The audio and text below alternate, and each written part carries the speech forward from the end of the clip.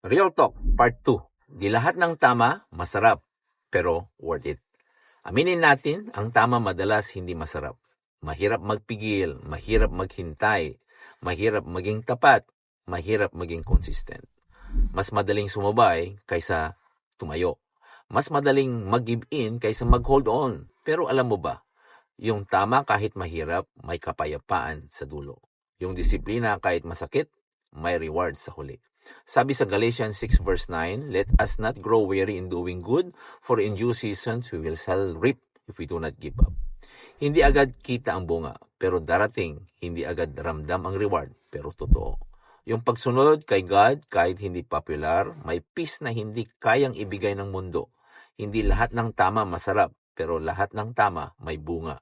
At yung bunga na yon, worth it. Kung pagod ka na, pero lumalaban ka pa rin, comment, hindi ako susuko. At kung may kaibigan kang nawalan ng lakas, itag mo siya dito. Let's stand together.